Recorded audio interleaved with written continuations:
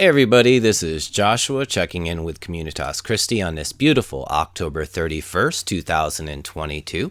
I hope all of you out there are doing well whenever you get to see this video. If you're going out tonight doing the trick-or-treating, I hope you a safe time out and a productive time out. So real quick, this is part 2 of the video I had previously made, my first published video, which I'm attempting to explain my specific spirituality and my views on Jesus and what his teachings were. So like what he was trying to convey to us, I should say, because obviously we have a lot of written instruction that was to have come from him, both through the canonical doctrines and then the more recently found Gnostic style and other documents. So real quick to edit on the first video, I had quoted Denzel Washington. I had seen him saying it, but he was actually quoting Mark Twain, and the quote was basically those that don't read the news are uninformed, those that do read the news are misinformed. And then I did a pretty hack job. I got close to the spirit of, but I did a pretty hack job on a Malcolm X quote in that same part of the video. So I just want to go ahead and give the full Malcolm X quote. If you're not careful, the newspapers will have you hating the people who are being oppressed and loving the people who are doing the oppressing. Also, I referenced an acronym, CC, which to me is conventional Christianity, but later in the video I slipped in contemporary Christianity, which is kind of interchangeable in that light, but I do mean conventional, and by that, best simplified is to say John 3:16 Christianity. And I said in the first video, and I'm not sure that a lot of people that I've ever met that even get into Christianity realize the implications of John 3:16, or that Christianity doesn't really, in its root form, does not allow for one to have a soul and does not allow for you to be a child of God. So that's my contention. I mentioned in the first video, and I'll elaborate into it a little bit more. I definitely have the experience of being a child of God, and I also believe you out there are children of God. So I contend with that part, but there's a lot of different things. So the books do not align, and one has to have discernment. And on any level of life, one has to have discernment. And that's pretty much what I've attempted to apply, is discernment. So this is what I'm sharing with you. And then another mistake I had made was I mentioned Glory, Glory, Hallelujah, which is kind of like the international title of this song.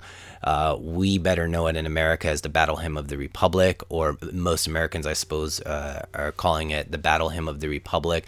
And the song that I was actually trying to think of at that part was Amazing Grace. And a lot of you that were following that part of the video probably knew that. They knew that wasn't the song anyways. And then final edit here to our beautiful allies, according to our progressive, loving humanitarian leaders and our theologically Puritan, Christian-centric, conservative leadership, our very, very close allies that closely align to all of our values here in America, do not indeed throw gay people off of the roofs. I apologize to our Saudi allies for that. They decapitate them, which I suppose must be somehow better. It's ISIS, and you should look into where that comes from or who they are if you want to have some interesting thoughts. They are the ones that were the ones that threw people off of roofs for being homosexual. So I do apologize. I kind of apologize in that video. I realized I was kind of forward, not knowing for sure, but I'll go ahead and re-apologize for that now. Decapitation is obviously not throwing people off of the roofs. So I found a very interesting YouTube channel. It's Sermons Room. Sermons with an S, and it seems kind of scattered, or like little 30-40 minute clips of this one guy on stage. I probably could do a little bit more research, but it's a smaller channel, very interesting, and this guy is very well researched, and he's kind of showing you how he's a conventional Christian, but he's showing you how all these things are connecting back to, and not just the Catholic Church, but actually the Jesuit order. And if you're interested in maybe seeing how all these things connect, you might look into that. I personally don't care. I don't care who is what is what. I know that the solution, when you look at day-to-day life and you look at the world around you, we are the world. We are the everything. We make everything happen, and then people off in the distance try to dictate to us. The level that we allow them to, and the level that we give up our own freedom, is, I don't know how to say this. I think it's the reason why it always turns bad whenever there's like a totalitarian leadership, is that the people that are trying to control things don't understand that the thing they're trying to control, what they want, is never going to happen, because what they want is what's happening when people are free. When a totalitarian government steps in, they're attempting to take possession of a culture and a people that are previously without the totalitarian leadership, without the communist regime, without whatever it is. So the inspiration, what they actually want to possess, they can't have.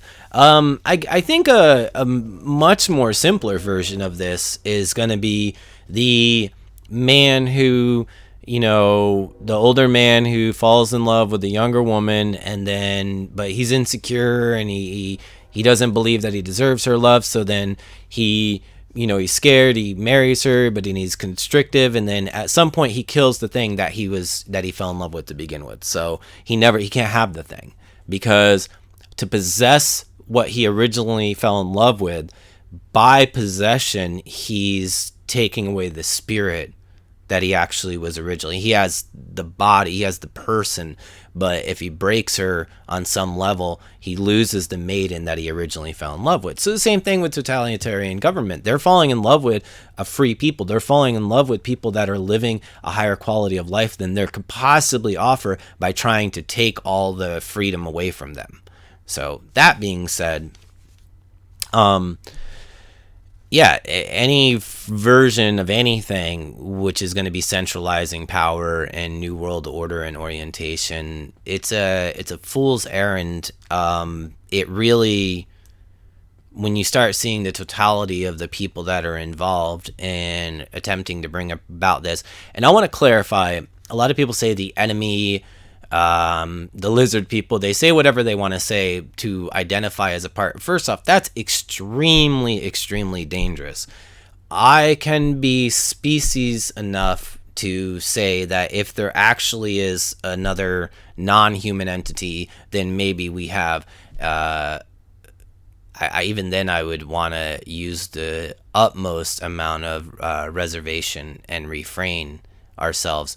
But specifically assuming they're just humans, that maybe at the top level there might be something outside of humanity. But generally speaking, what I've witnessed, they just seem to be really darkened humans. And there are brothers and sisters in Jesus. There are brothers and sisters in God.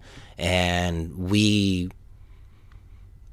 no amount of vile disgusting behavior from them can allow us to take away we don't get to take away their divinity. Their divinity is set apart from us.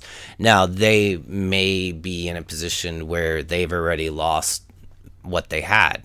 That's very likely. I could see that, but that's not my call. That's not who I am. I'm not here to judge you or them. That doesn't make any sense. I'm here to say, I'm being called to say, this is what I believe, this is what I think is important about the world, and this is what I think is important for you and for humanity. So I'm going to start with Jesus lived. And this is a very important thing, because a lot of people don't even think he lived. And it's like, they were killing people. Historically speaking, they put a lot of energy into stopping Christianity. And it's like, so yeah, he lived. If you, back then, if you didn't really believe, either witness the guy directly or really believe the people that witnessed him, you're not going to get yourself killed for no reason. especially in a polytheistic place where you could probably get away with doing most religious stuff, or you at least had a bunch of options. So whatever type of, you know, personal instincts you have, you could find something that matches up with your personality. You're not going to die for something that didn't happen. That doesn't even make sense. So the amount of effort and time and the flourishing of different, excuse me, itchy nose, different kinds of different sects of Christianity at that time, the activity around Jesus kind of shows us that he definitely lived. It would make no sense for all these people to have all these conflicts and fight over which version of Jesus Christianity was right, and for the government to have so much anti-Christian, a polytheistic government that already had all these other deities. You know, they could just say, you guys believe this make pretend thing, we'll just throw up a deity. No, the problem is that all the other things were kind of make pretend, and I don't know if people really believed all these other gods and goddesses were there, but this was something that was opposing to that, and they believed was real. So if they believed it was real to that scale, and the government had to oppose it to that scale, you can pretty much reverse engineer that he was real. He happened. So Jesus lived. That's relevant. So now it's not about whether Jesus lived or not. It's about whether Jesus was, you know, who they say he was, and which version of what they say are you going to believe. So we also have a soul. I went over this before. There's way too much evidence that I've experienced that we have a soul, that we have a spirit, that we have an essence. And I also have my own personal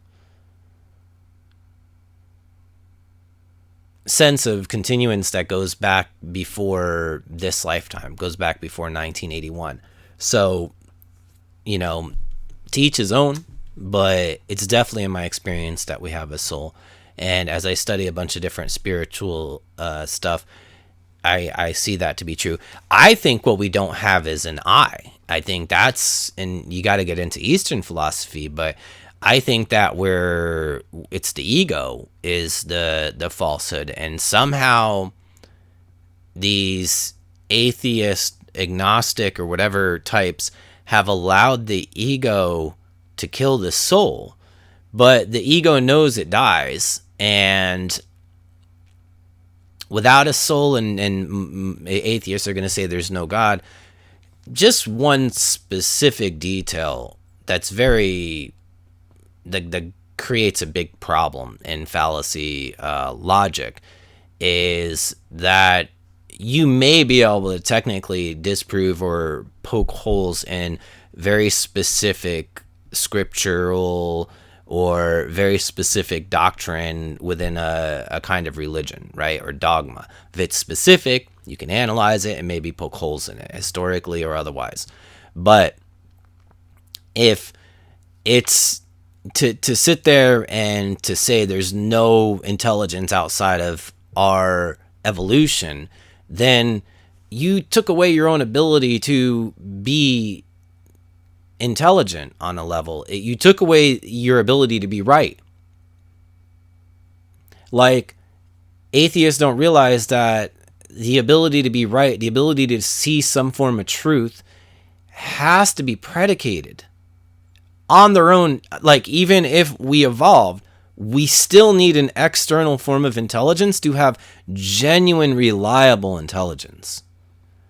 All we could hope to have, and a soul, I think, embodied within each of us, obviously is going to help, because now we have that sense of continuance, which they say is like a trick of the mind, because you think you're the same person. You do change drastically. If you go back to childhood pictures, you have a good memory. You remember who you were back when, you see who you are now. And you're like, yeah, that's quite a different person.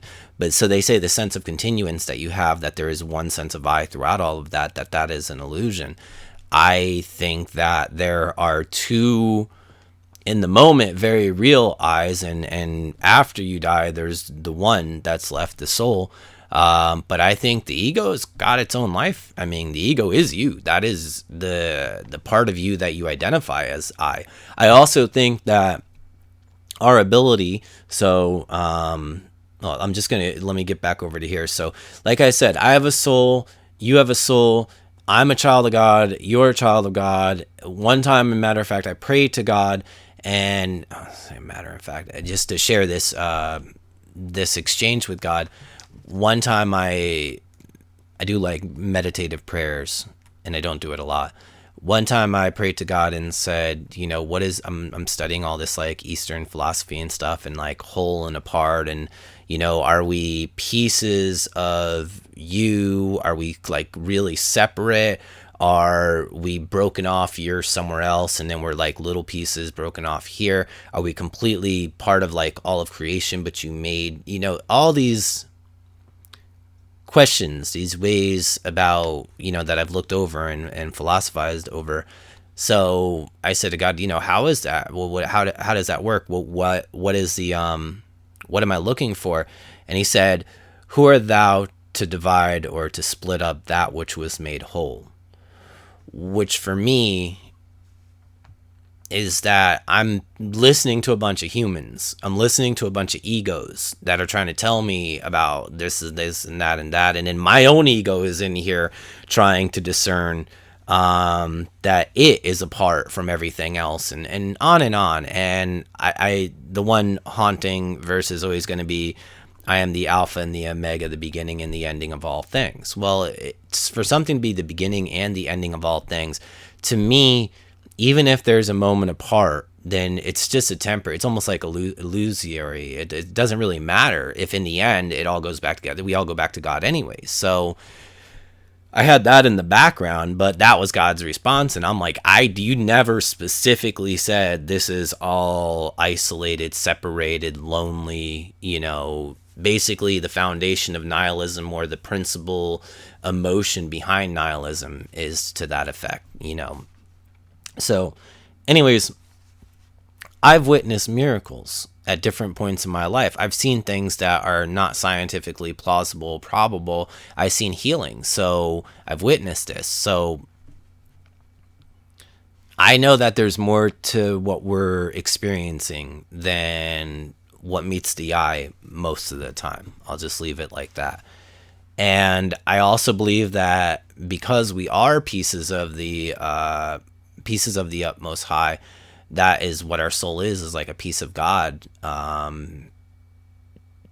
Then that means that we have gifts, which is important, because a lot of people are complaining about the reality of this world is like, well, are we using what we have?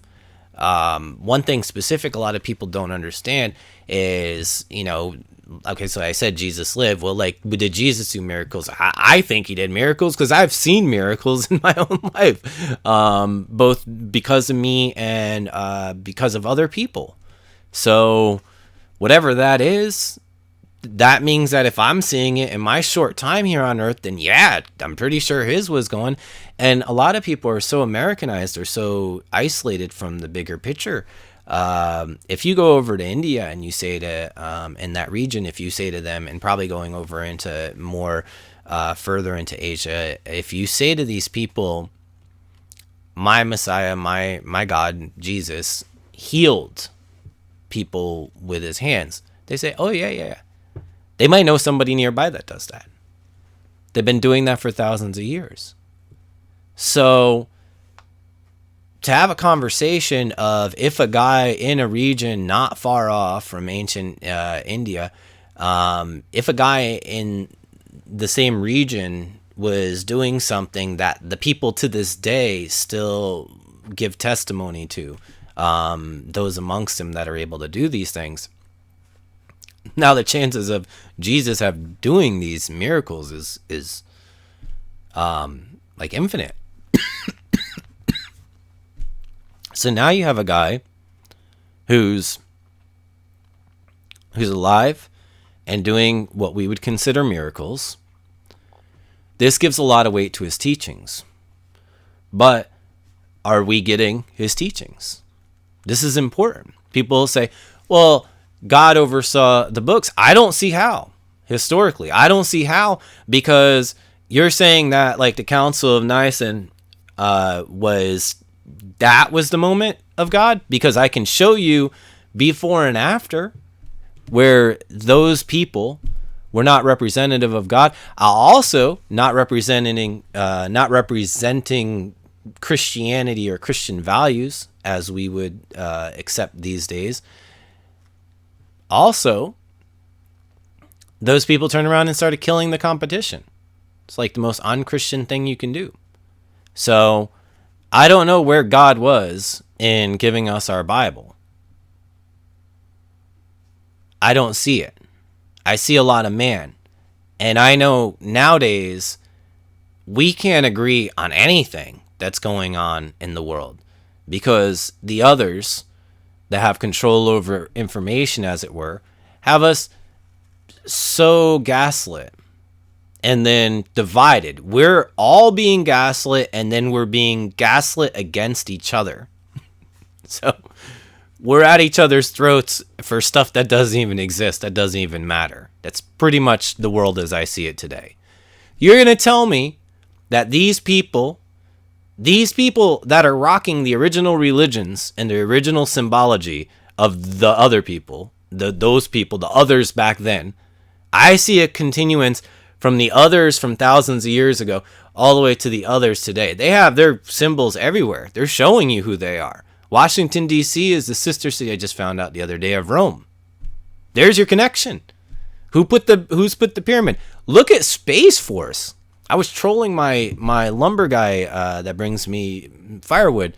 He didn't know. You got to look that up. That's interesting. That's fun. They're trolling us. So they know. They know that what we have is not the good information. They know that they wouldn't give it to us. They would do anything in their power. And they do. Look at what happened to JFK. Look at what happened to he didn't have the same, obviously, as bad of an ending, but Tesla and all his information and documents were taken away. That guy was trying to free humanity. He knew things about how energy works in a level that, yeah, there's a lot of conspiracies that aren't really conspiracies. You should just take some time to look into them. But more importantly, not only do we have gifts, humanity has a potential that's like, it's really close to heaven on earth. And I'm really got to stay away from it right now because this video is already going plenty long enough. It's really close to heaven on earth. And this is what my calling is all about. And originally I was going for the community of Christ, but some of my other brothers and sisters in Jesus have already taken that name within the last like 20 years or so. So Communitas Christi is the Latin version of Community of Christ.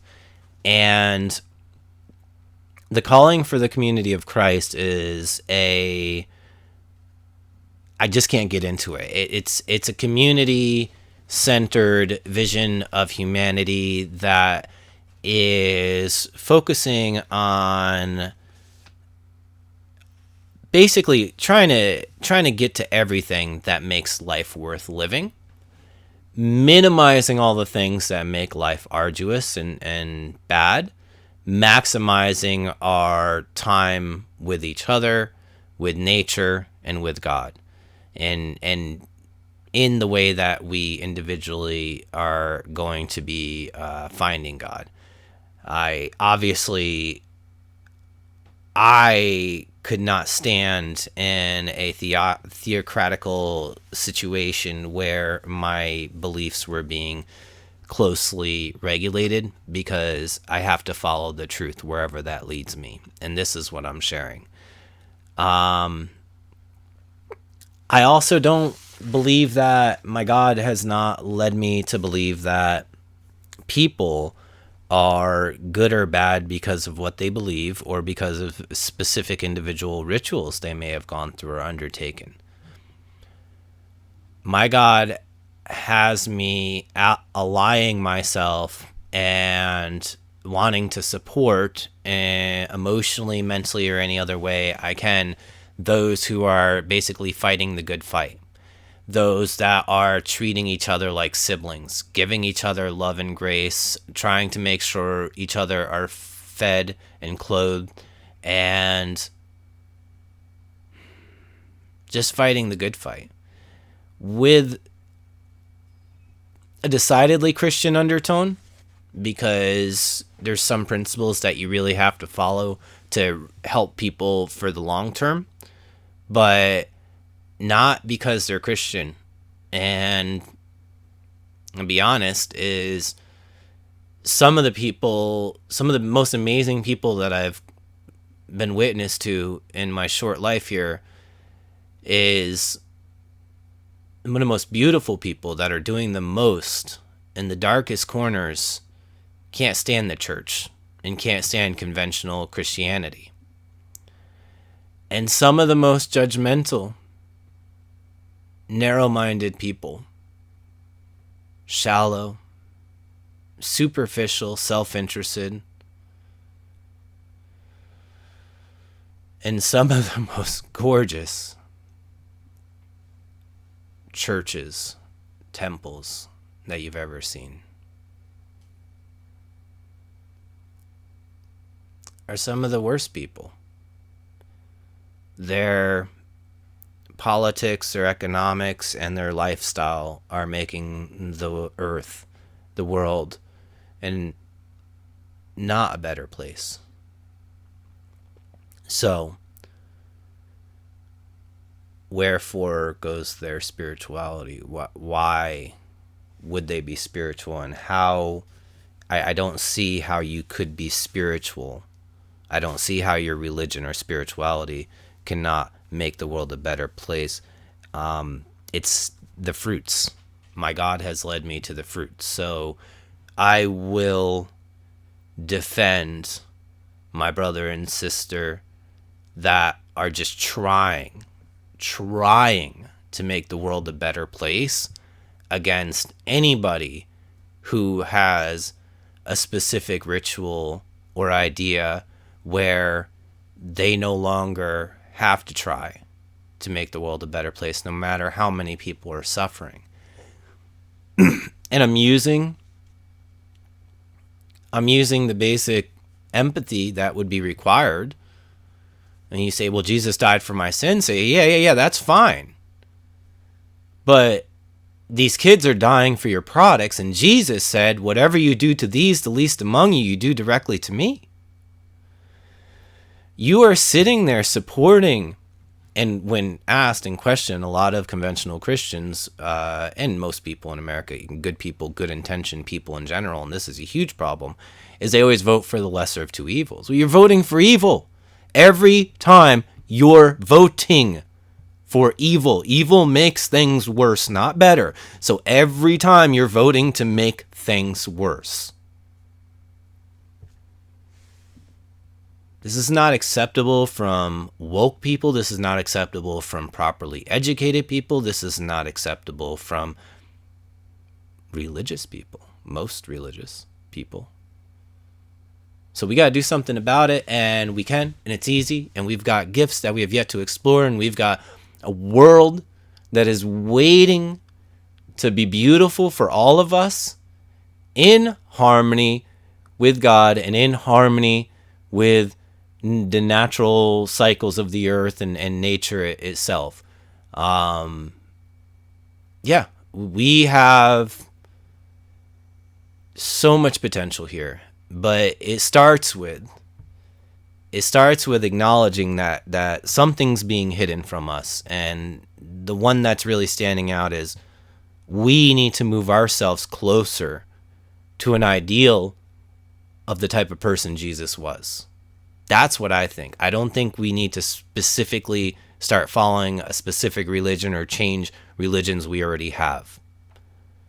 But no matter how we find our way to the divine, no matter how, or if we don't, if we just agnostic or atheist, just kind of like, hey, let's join a big group project and see if we can make humanity awesome together. You know, I'll say this is that there's no other religion that has the undertone of reaching out to the dejected and downtrodden.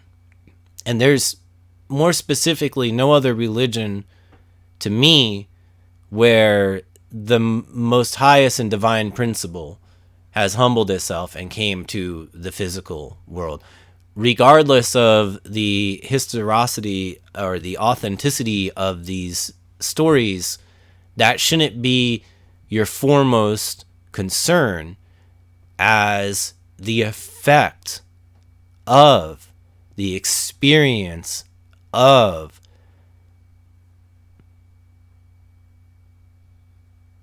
having that in your mind, that there's that you can be saved from this world and return to the divine light regardless of the authenticity of the stories. Because in quantum science is really pushing limits that most people are still living in a Newtonian.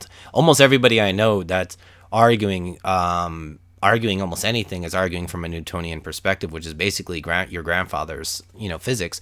We live in a quantum world. Thoughts are things. And so everything I'm saying is science now, but people don't want, not everything I'm saying, but the people don't want the responsibility, or they want to live in their little boxes. They want to be in their safe space mentally, and they don't want to believe in things that make them accountable, that there might be a record of their actions and thoughts. And I would argue you better think that way, because all the religions are telling you that. You don't have to believe in a specific religion. And I don't think all these people from different parts of the world all came up with these things arbitrarily, like the golden rule: do unto others as you would have them do unto you. We could just start with that, and we could do so much better to fix humanity. But really what we need to do is we need to start with a vision of a better place for all of us. Right now, nobody has that. Everybody's picturing bad, and that's what we're getting. And we can start looking towards the others. Those are the ones that have been showing us the images of bad for a very long time, long before there was regular social bad on the scale that we're witnessing it today. And unnecessary. I know there's always been a level of bad, but there's also been a level of depravity throughout history that we don't really have today. So we're looking at possibly 1,000 times more bad than we've ever seen, in the basis of these aren't starving bad people. These are well-fed people that are causing such chaos and pain in humanity today. Anyways, I'm gonna keep it wrap it up at that. I'm gonna have to just put all these side thoughts that I have bubbling over into separate videos. If you watch this, if you're here with me now, please like, subscribe. Let's get this number thing going a little bit. I'm going to keep pushing myself to make more videos. I don't have to do as much research to make my next video. This one I had to do a lot of research. So for now, and until next time, this is Josh with Communitas Christi signing out. Peace.